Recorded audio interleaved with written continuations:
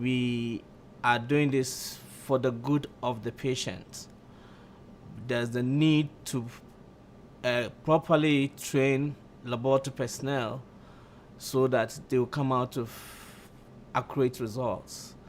There's also the need for continuing education of laboratory personnel, licensure, certification of the personnel, so that they are up to date with information and their competencies are well grounded.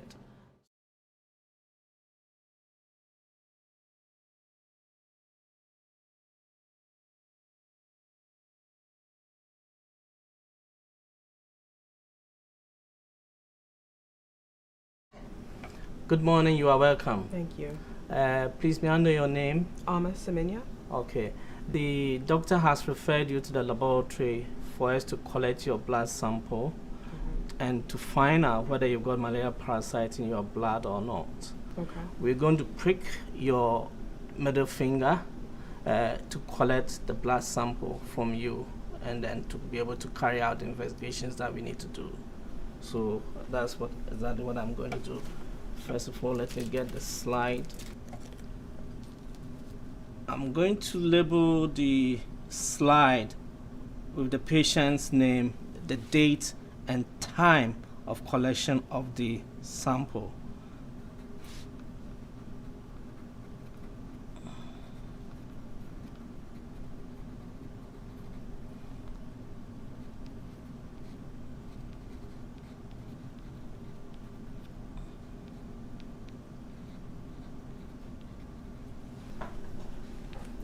Okay.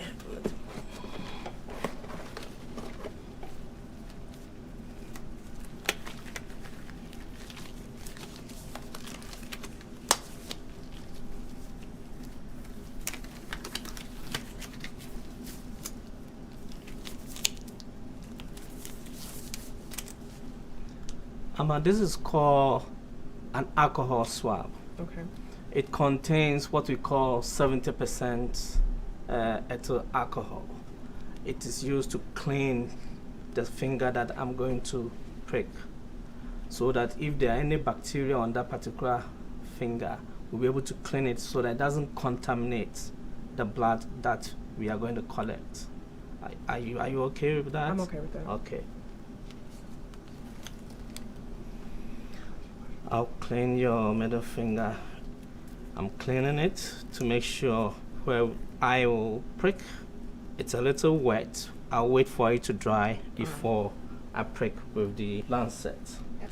So this is called a lancet. Mm-hmm. It's very sharp. I'm going to prick you so that I'll be able to collect the blood sample from you.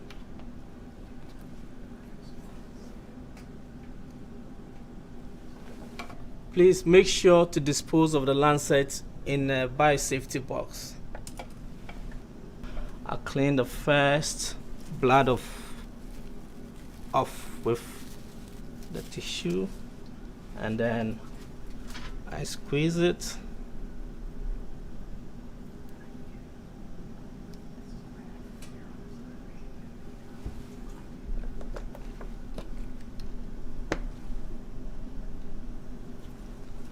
So I'm collecting the blood in here.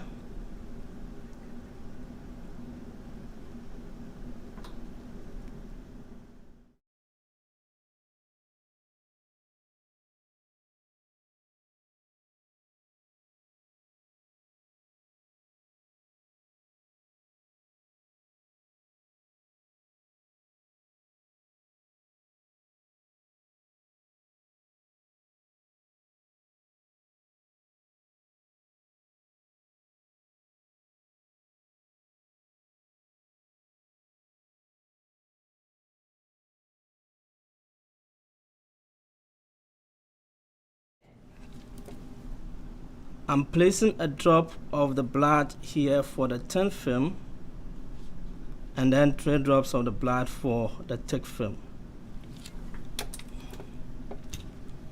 I'm using the glass slide as a spreader to prepare the thin film. At an angle of 45 degrees, you prepare the thin film. And then you use the edge of the same slide to make the thick film.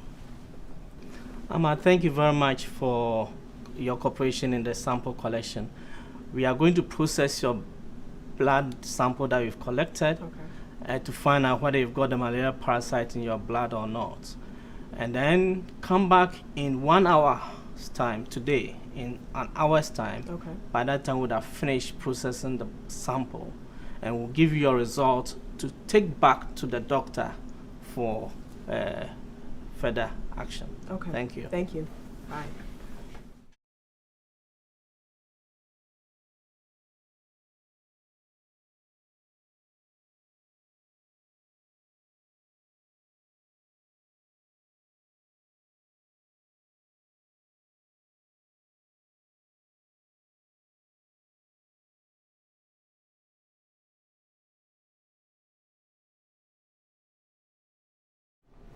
We are going to prepare working gym sustain. You will take 10 milliliters of the stock gym sustain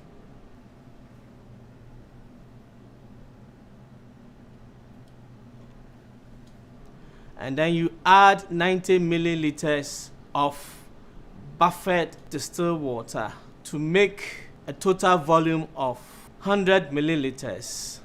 This is a 50 ml serological pipette, so I'll pipette 50 initially and then add 40 ml. This comes to a 1 in 10 dilution of the stock Gimsa stain.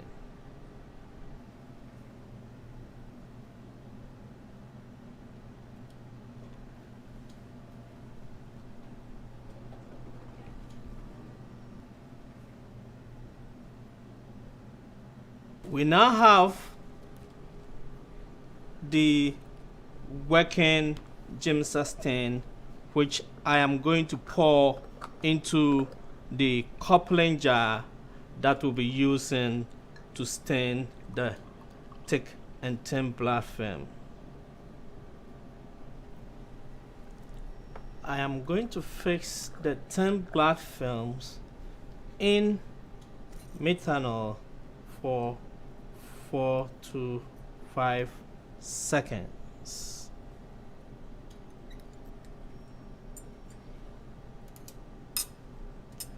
Fixing the second slide also for 4 to 5 seconds. I am now going to the hemoglobinization of the thick blood film, that is immersing it in water to dehemoglobinize the red cells.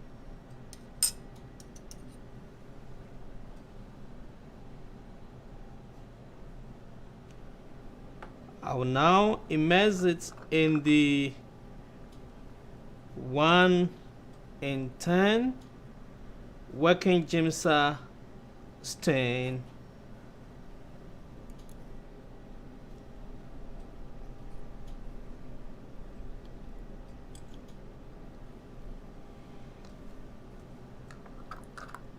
and we'll stain it for 20 minutes.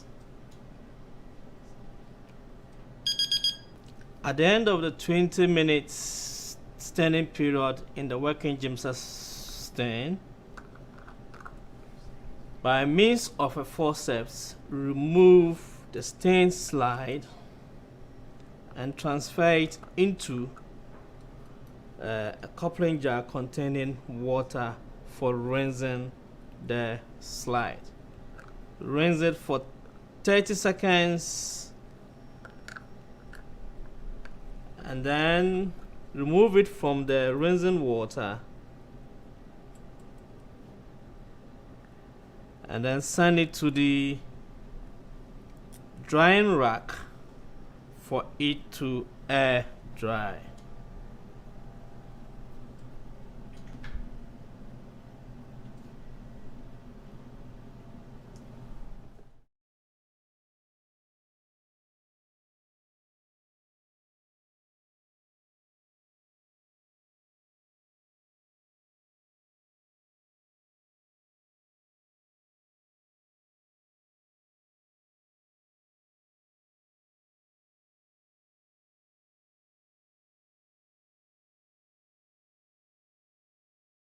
This is the binocular microscope. It is a light microscope for examining the blood films to detect malaria parasites in the film.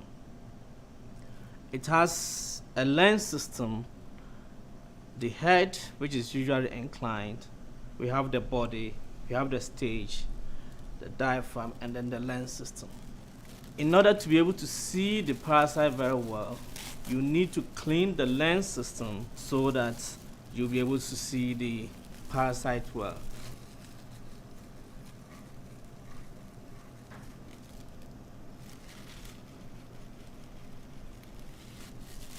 After cleaning the lens system, you get your slide, you place a drop of oil emulsion on the thick film as well as the thin film. And then you place it on the stage, put the oil emulsion lens in place, and then focus initially where the oil touches the ×100 objectives. From there, you start looking out for the malaria parasites.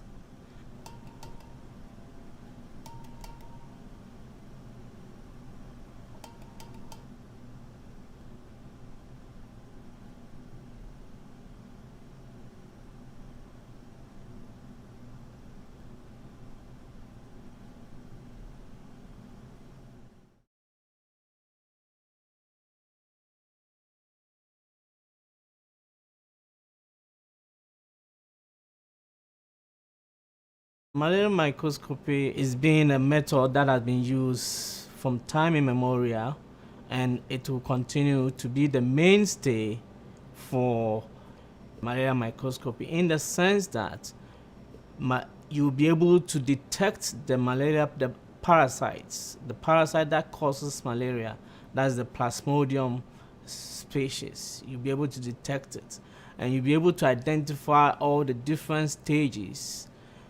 It will allow you to also identify the different species of the Plasmodium which causes malaria in humans.